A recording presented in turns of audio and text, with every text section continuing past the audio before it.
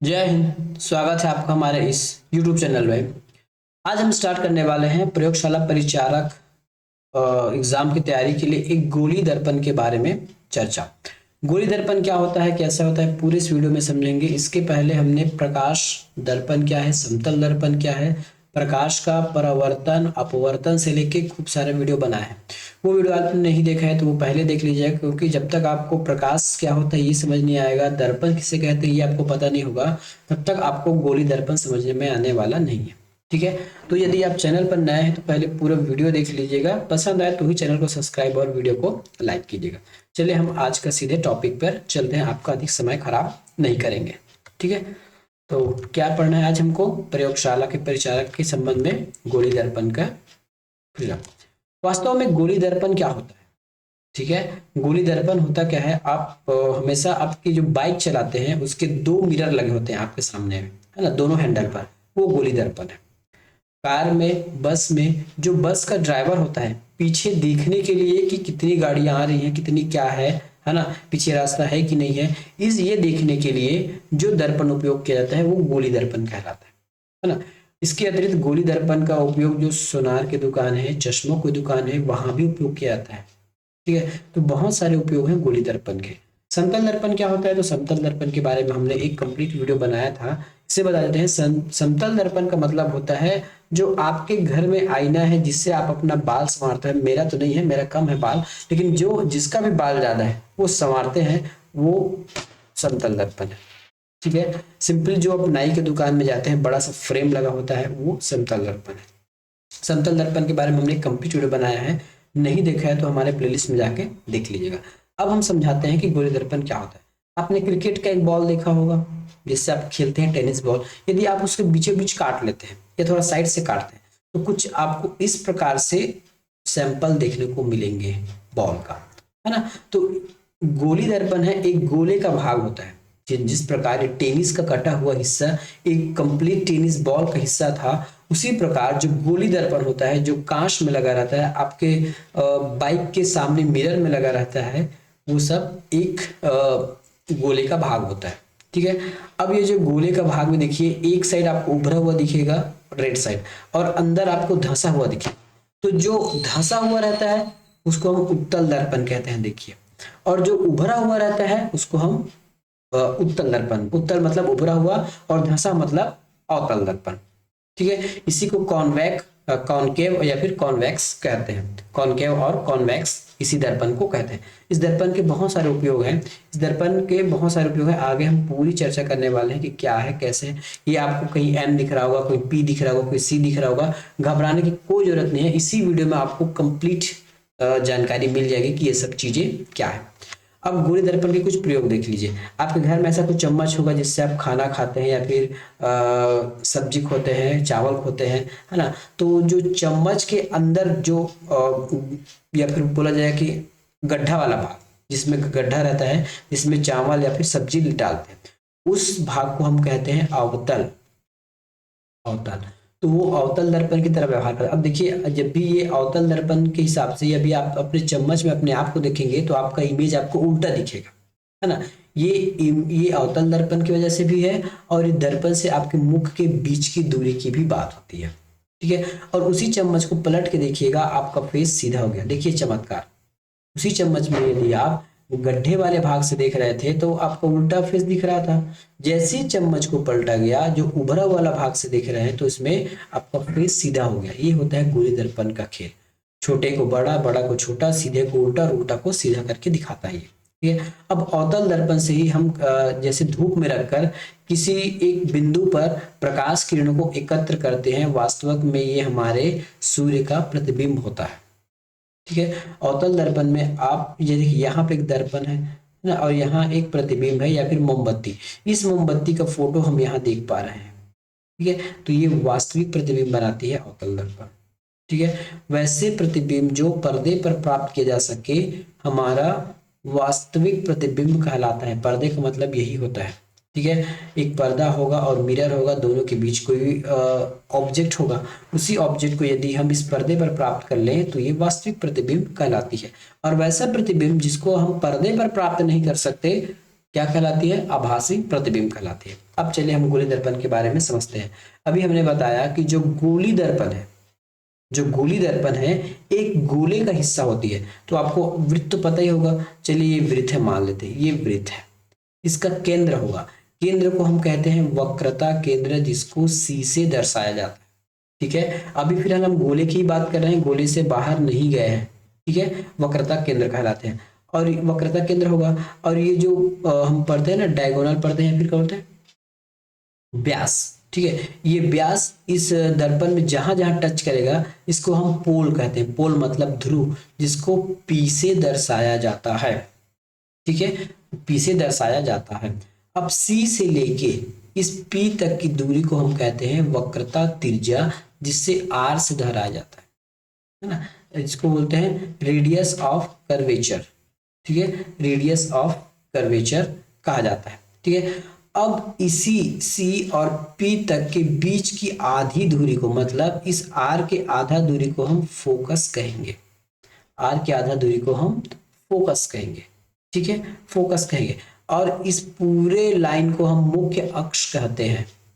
इस पूरे लाइन को हम मुख्य अक्ष कहते हैं, प्रिंसिपल एक्सिस कहलाता है।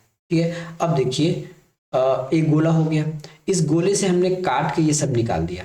ठीक है, इस गोले को हम बीचों बीच काटेंगे तो हमको दो मिरर बन जाएगा, एक उल्टा और एक सीधा वाला। ठीक है, अब देखिए ये एम और एन इसके एरिया को बताता है कि आपका दर्पण कितना बड़ा है। इन्हीं एरियो से प्रकाश यहाँ पे आपतित होती है, इसी एरिया के अंतर्गत प्रकाश हमारा आपतित होती है। तो एम और एन क्या है हमारे, एम और एन है हमारे प्रकाश के लिमिट को बता, सॉरी दर्पण के लिमिट को बताते हैं।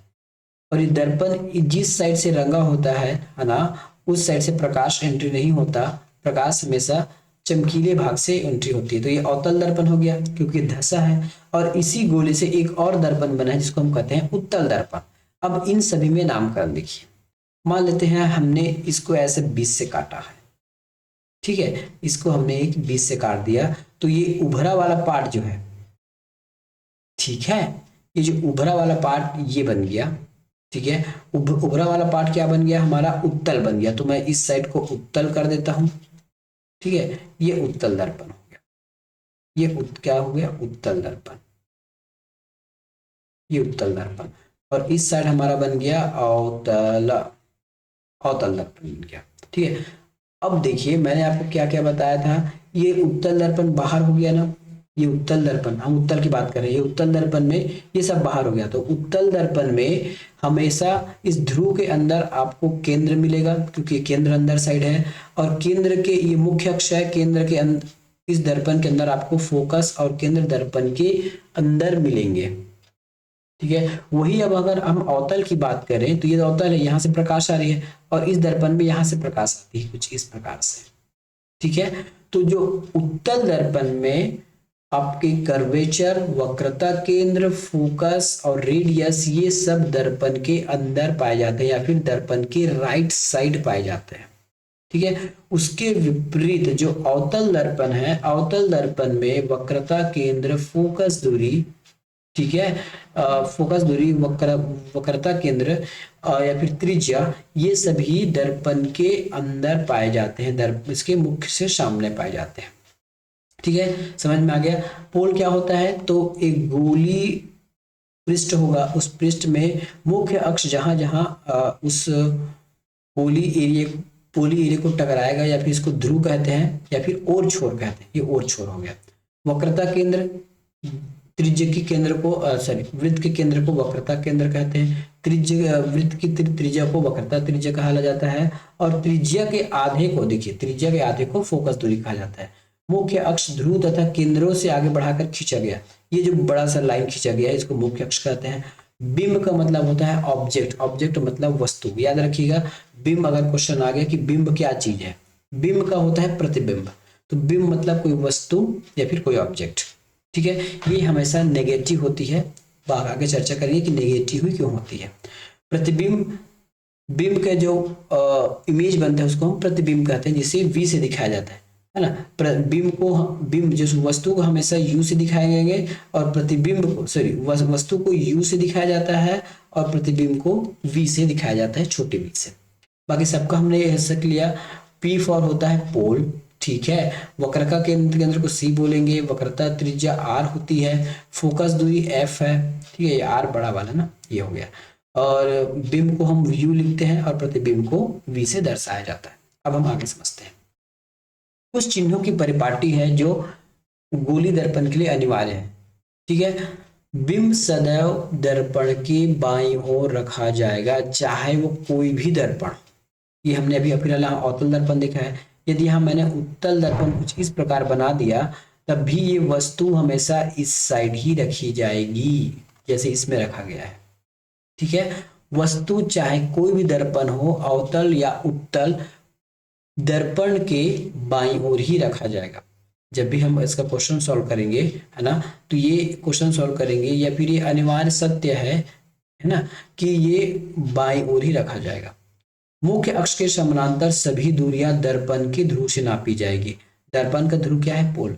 अब इससे फोकस दूरी, वक्रता त्रिज्या, है ना, रेडियस या दर्पण की दूरी या फिर इमेज की दूरी या फिर बिंब की दूरी समान, या फिर वस्तु की दूरी या फिर उसकी प्रतिछाया की दूरी, वो सब पोल से ही नापा जाएगा, यहीं से टेप रख के नापा जाएगा, ठीक है। ये हो गया। अब मूल बिंदु के दाईं ओर को हम प्लस कहते हैं। मूल बिंदु ये है। अब इसके दाईं ओर, दाईं मतलब लेफ्ट साइड, राइट साइड, तो इस ओर जो जो भी आएगा वो प्लस में गिनती होगा। जैसे ये देखिए, ये हमारा उत्तल दर्पण है, इस पर कलई की गई, कलई मतलब पेंट किया गया है। तो इस पर क्या क्या हमारा C मिलेगा, फोकस दूरी मिलेगा, रेडियस मिलेगा, कभी कभी आपको इमेज भी मिलेगा, इमेज का मतलब होता है V। तो ये सभी प्लस में होंगे। इस साइड जो भी मिलेगा वो सब प्लस में होगा। जो भी का मतलब होता है आपका फोकस, रेडियस, कर्वे, केंद्रक और इमेज। कभी भी बिंब हमारे राइट साइड नहीं हो सकता, क्योंकि हमने नंबर 1 को पढ़ी है, बिंब सदैव दर्पण के बाईं ओर ही रखा जाएगा, चाहे कोई दर्पण। तो हम ये कह सकते हैं कि बिंब हमेशा निगेटिव ही रहेगा, है ना। बिंब दर्पण के दाईं ओर प्लस में है और बाईं ओर जितनी भी रहेंगी वो माइनस में रहेंगी। बाईं ओर जितनी भी रहेंगी, चाहे वो फोकस दूरी हो, इसके लिए अभी अवतल दर्पण के लिए फोकस दूरी हो गया, केंद्र हो गया, वस्तु हो गया, ये सब चीज माइनस में हम लिखेंगे, ठीक है। मुख्य अक्ष के ऊपर जो भी चीजें होंगी वो प्लस में होंगी। देखिए मुख्य अक्ष है, ये मुख्य अक्ष है x और x मुख्य अक्ष है। इसके ऊपर कोई वस्तु की हाइट जो है, वस्तु की जो हाइट है उसको हम प्लस में नापेंगे। वास्तविक में ये वस्तु की हाइट के लिए है, ठीक है। यदि वस्तु नीचे है, नीचे उल्टा है, तब ऊपर वाला चाहे वस्तु बने या प्रतिबिंब बने प्लस में होगा, नीचे माइनस में होगा। उसी प्रकार इसमें भी होगा, ऊपर होगा तो प्लस, नीचे होगा तो माइनस। मुख्य अक्ष के लंबवत तथा नीचे की ओर माइनस में होगा, ठीक है। तो ये होता है गोली दर्पण की परिपाटी। क्या सीखा हमने?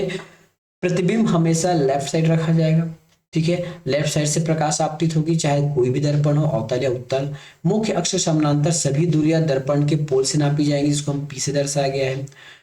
लेफ्ट साइड, राइट साइड हमेशा प्लस में होगा, लेफ्ट साइड माइनस में होगा, ऊपर प्लस में होगा, नीचे माइनस में होगा। ये बस याद रखिएगा, बाकी कोई दिक्कत नहीं होगा, ठीक है। अब हम समझते हैं कि गोली दर्पण द्वारा बने प्रतिबिंब के कुछ नियम होते हैं। कुछ नियम होते हैं, हम इस सेशन में समझेंगे कि इमेज कैसा बनता है, इसके बाद देखेंगे। सबसे पहले कि जब कोई प्रकाश गोली दर्पण पर पड़ती है तो वो किस प्रकार, ठीक है, जब कोई प्रकाश गोली दर्पण पर पड़ती है तो वो किस प्रकार और कैसे रिफ्लेक्ट होके किस दिशा में निर्गत होती है, ये अटल सत्य है ना। इसको याद रखेंगे तभी आपको इमेज वाला क्वेश्चन बनने वाला है। चलिए, मुख्य अक्ष के समानांतर आने वाली प्रकाश की किरणें दर्पण से परावर्तन के पश्चात फोकस से होकर गुजरती है या फिर गुजरती हुई प्रतीत होती है। अब हमने प्रतीत क्यों कहा, आगे बताइए, ठीक है। ये हमारा अवतल हो गया और ये हो गया उत्तल दर्पण, ठीक है। ये मुख्य अक्ष को पता है आपको, मुख्य अक्ष P वाला है। यदि इसके समानांतर कोई भी प्रकाश आपतित होगी तो वो फोकस से होकर ही गुजरेगी। ये देखिए, रेडियस का आधा फोकस होता है, मैंने बताया था, ठीक है। तो वो फोकस से होकर ही गुजरती है। उसी प्रकार हम अगर उत्तल में देखते हैं तो ये उत्तल दर्पण है, ठीक है। टकराने के बाद ये इस प्रकार से आगे बढ़ रही है, लेकिन जैसे ही हम इसको पीछे खसकाते हैं तो हमको पता चलता है कि ये फोकस से गुजर रही है, ठीक है। इसीलिए हमने कहा था प्रतीत होता है। हमेशा उत्तल दर्पण के लिए प्रतीत वाला शब्द का उपयोग किया जाएगा। पहले क्या सीखा? जो मुख्य अक्ष के समानांतर कोई भी प्रकाश आएगी तो वो परावर्तन के पश्चात फोकस से गुजर जाएगी दोनों दर्पण के लिए। याद रखिएगा, दोनों दर्पण के लिए।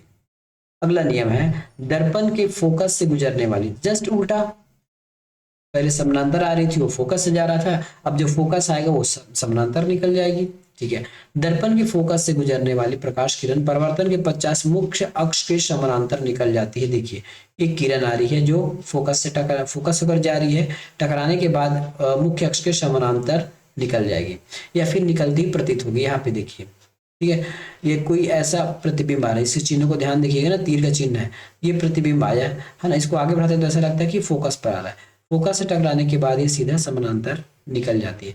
इस दोनों को याद कीजिएगा। एक और बता रहा हूँ, उसके बाद ही हम इमेज बनाना सीखेंगे। दर्पण की वक्रता केंद्र से जो भी प्रकाश आती है वो उसी माध्यम में वापस लौट जाती है। जैसे आपको पता है कि जब भी आप कोई वृत्त से केंद्र से होकर सीधे अगर के केंद्र से होकर उसके पैरामीटर पर यदि कोई भी लाइन खींचते हैं तो वो 90 अंश का डिग्री बनाता है, 90 अंश का कोण बनाता है, और जो किरण 90 अंश पर आपतित होती है वो उसी माध्यम पर लौट जाती है। देखिए यहाँ पे एक सी से कोई आ रहा है, सी से कोई आपतित हो रही किरण परिवर्तित हो जाएगी उसी माध्यम में, या फिर परिवर्तित होती पता चलेगी उसी माध्यम में उत्तल दर्पण के केस में। तो इस प्रकार आपको 3 नियम याद रखने हैं। पहला हमने क्या कहा था, पहला कहा था कि जो समानांतर आएगी, मुख्य अक्ष के समानांतर आएगी, परिवर्तन पश्चात फोकस से निकल जाएगी। जो समानांतर आएगी है ना, परिवर्तन पश्चात फोकस से निकल जाएगी। दूसरा हमने कहा था जो फोकस से आएगी वो मुख्य अक्ष के समानांतर निकल जाएगी। ये 3 है ना। तीसरा हमने क्या कहा, जो सी से आपतित होगी, जो सी मतलब वक्रता केंद्र से होकर आएगी, वो वापस वक्रता केंद्र से होकर वापस चली जाएगी। इन तीनों को याद रखिएगा, आपका आंसर एकदम एक्यूरेट आ जाएगा जब भी हम इमेज बनाना सीखेंगे। आज के वीडियो का लेंथ कितना हो गया है, चलिए अभी 17 मिनट है, बाकी आप देख लेते हैं एक दो। अब गोली दर्पण द्वारा प्रतिबिंब का बनना, ठीक है, इसको हम नेक्स्ट चैप्टर में करते हैं ताकि बहुत लंबा ना हो जाए। बस इसको थोड़ा सा रिपीट कर लीजिएगा। रिपीट क्या करना है, बस इस पॉइंट को कि दर्पण कहाँ कहाँ से आती है। ठीक है, मुख्य अक्ष समांतर आने वाली फोकस से निकलेगी। ठीक है, दूसरा जो फोकस से आएगी वो समानांतर निकल जाएगी मुख्य अक्ष के। तीसरा जो केंद्रक से होकर प्रकाश आएगी वो उसी माध्यम से या फिर उसी एंगल पर वापस लौट जाएगी केंद्रक से होगा। तो इस तीनों को याद रखिएगा। अगले चैप्टर में हम बताएंगे किस प्रकार गोली दर्पण में इमेज का निर्माण होता है। ठीक है, चैनल का कंटेंट पसंद है तो जरूर चैनल को सब्सक्राइब कीजिए और वीडियो को लाइक कीजिएगा।